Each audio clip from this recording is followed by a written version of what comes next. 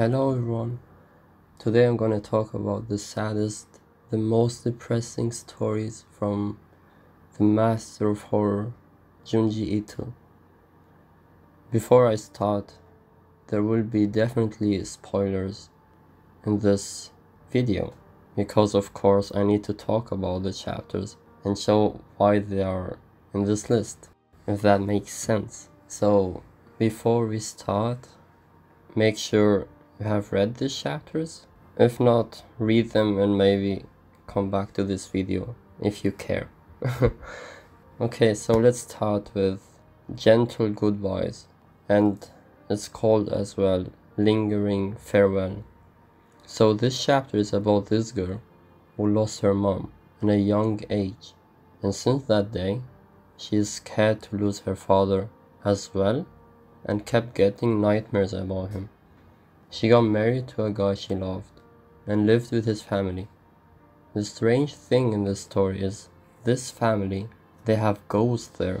So like they live with them and they're like grandparents, etc. While reading, we can notice that this family don't really bother talking to her. So no one does actually listen to her or talk with her other than his sister. Isn't that strange? Anyways, she later finds out that this family create after images of their dead family members, so they get used to them and accept their death until they vanish. After the girl gets used to this story and joins one of their prayers, she finds out that her husband is cheating on her. When she confronts him, he just says, "I'm going to marry her." So he's basically just admitting that he's cheating. But here's the thing, she is also an afterimage that got created since his family felt sorry for him for her dying before their marriage. That's really sad in my opinion. Plus, that's when I found out that no one talking to her wasn't because they don't like her, but it's because she's an afterimage, and his sister, who is also an afterimage, was able to talk to her. This is really great story by Junji. So if you haven't read it and heard my opinion about this, definitely go read it. The next story is Megami nanskuse. This chapter is about a woman who is a big fan of this female writer who got her inspired to start writing, as she is so obsessed with her work. She sends fan letters, try and roleplay the book's characters, etc. You know, fangirling. So one day, she gets a letter back from her and tells her to come and hang out. So basically she is gonna help her with her writing. As she is a crazy fangirl, she hid the truth about this trip. Until now it's really good. So the first shock is that when she arrived, is that the writer was actually a man, dressing as a girl, totally different than in the pictures. And then he just starts making jokes about her and her work. This is so crazy, to be honest, and I like this chapter cause it really shows how different celebrities can be. Many are just showing a persona, especially the new ones, and of course YouTubers included, since now everything is in social media. Many do get popular because they are active online and entertaining.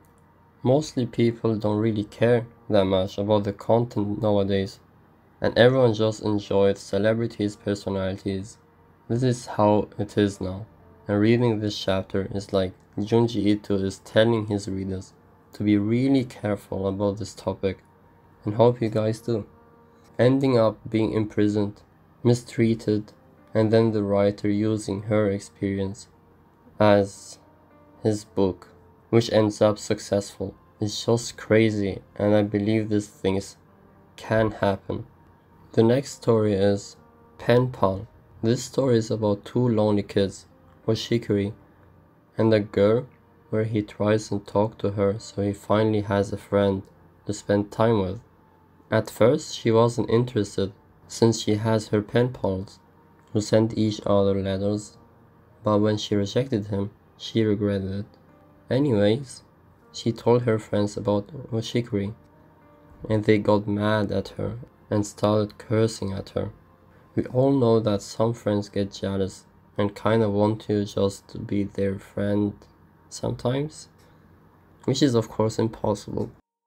So one day, Oshikiri goes to her place and she shows him a letter from her friend, insulting her, and when he left, he saw her carrying a letter with her address on. Once he confronted her, she started going insane, especially that she kept receiving more letters, that to a point she stopped going to school. When he went to her place, he saw her going mad and ended up killing herself. In the end, he ended up going mad as well and started receiving letters from some strangers. I'm mentioning this story because it shows how bad being lonely can get. Nowadays, not many do this letter thing, I guess, but many do like have different accounts on one social media and comment on their like posts, pictures, etc. Not saying I did it, but I know some who did, and it's really sad. I hope everyone here is doing well, and I understand that everyone needs attention sometimes. So stay strong and know that you are loved, and of course, if you feel like talking to someone, you can of course message me anytime.